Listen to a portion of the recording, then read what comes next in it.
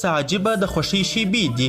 هلته د افغانستان ملي اتلو او زړورو لوبغاړو له پاکستان څخه لوبه وګټل. دلته په دوبۍ کې د افغانستان نوي ځوان قونسل عبدالرحمن فیدا د لوبې د نندارې په حال کې د هغه ماشوم ترڅنګ ناست دی چې ټول بدن یې د افغانستان په درې رنګه بیرغ رنګولی او پر سر یې د افغانستان د درې رنګه ملي بیرغ پټۍ هم تړلې ده.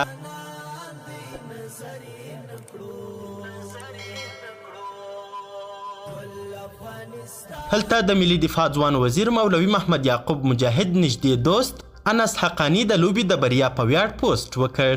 انس حقانی پر خپل ټویټر پاڼه لیکلي سپورت د ملتونو ترمنځ د ډیالوګ او اړیکې متمدنه ژبه ده. نن شپه د دواړو ټیمونو د بالینګ فارمیټ جذاب و. ټولو ته دې د کرکټ د سیریز د پیل لومړنۍ بریا مبارک وي. دا په داسې حال کې ده چې د افغانستان د کرکټ ملي لوبډلې له پاکستان څخه د درو شل اواره سیالیو لومړۍ مسابقه په 6 ویکټو او 13 توپونو وګټله. دا لومړی ځل دی چې افغانستان او پاکستان په درو شل اواره لوبلړۍ کې مخامخ کیږي او په عین حال کې دا لومړی ځل دی چې افغانستان په شل اواره مسابقه کې پاکستان ته ماتې ورکوي.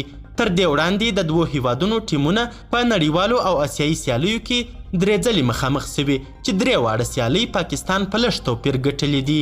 د تیرې سیالۍ پچه پاکستان وګټله او غوره یې وبلله چې لومړی بیټینګ وکړي. افغان بالرانو ښه لوبه نندارې ته وړاندې کړه او په داسې حال کې چې پاکستان نه لوبغاړي بایللي وو یوازې 2 نوي منډې وکړای سوې. دا په شل اواره سیالیو کې د پاکستان د لوبډلې له لوري یوې بلې لوبډلې ته تر ټولو ټیټ هدف و. محمد نبی چې د مسابقې غوره لوبغاړي وپیژندل سو د افغانستان لپاره یې تر ټولو ښه لوبه وکړه. د په بالینګ کې د پاکستان 2 لوبغاړي وسوځول. همداراز په بیټینګ کې د افغانستان لپاره تر ټولو ډیرې منډې وکړې. محمد نبی په 18 توپونو 18 منډې وکړې او تر پایه ونه سوځېد. قدرمنو لیدونکو د ویډیو له کتلو مو نړۍ مننه. د لا زیاتو او نورو لحظه پر لحظه خبرې مطالبو لپاره زموږ همدغه مشال پریس یوټیوب چینل سبسکرایب کړئ. تر بیا او بلې ویډیو ښه وخت ښې چارې د الله په امان.